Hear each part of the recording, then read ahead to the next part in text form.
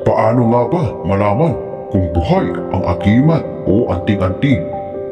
Marami sa ating mga kapatid ang nagtatanong kung buhay ba ang kanilang gamit o paano ito malalaman na ito ay buhay. Maraming katanungan ang nasa ating isipan kung tayo ba ay kayang iligtas ng ating agimat o anting-anting. Ang ating mga gamit ay kailangan din ng espesyal na dasal, panalangin at orasyon na naaangkop sa kanila pagpatuloy na mabuhay. Tulad rin nating mga tao na kailangan din kumain o minom para mabuhay. Ang mga agimat o anting-anting ay magkakaiba ang bisa, kakayahan, abilidad, kapangyarihan at bertu. Ang lakas ng agimat o anting-anting ay dumidepende sa taong gumagamit o nagtatama nito. Narito ang mga bagay na kung papaano malaman kung buhay ba ang iyong mga gamit o anting-anting at iba pang gamit spiritual. Una, umiinit ito pag ito ay nakasakap ng mga negatibo sa paligid o mga tangka sa iyong buhay. Pangalawa, pag dinadasal mo ang espesyal at angkop na dasal sa tangan mo, ay tumatayo ang iyong mga balahibo o kinikilabutan at may pakiramdam ka sa iyong katawan.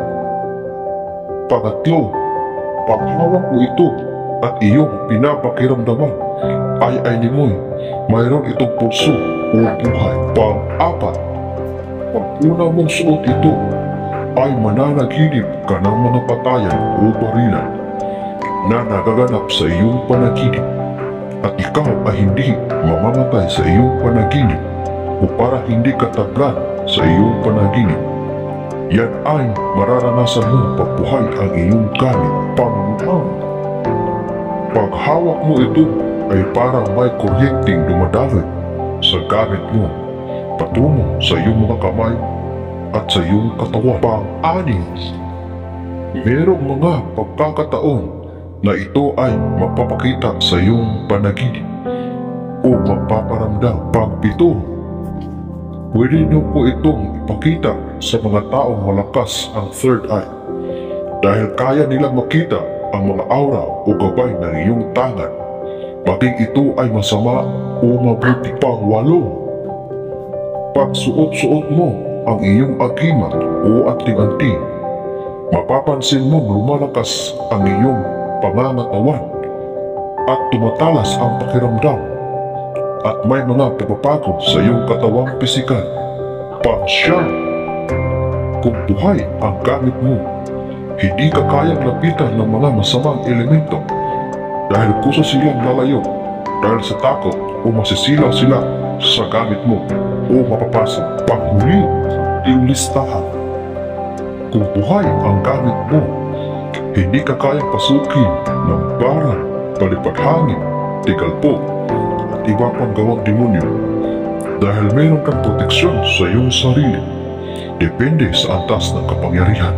Ilan lamang yan sa mga nararanasan mo o mga patunay na buhay ang iyong gamit spiritual.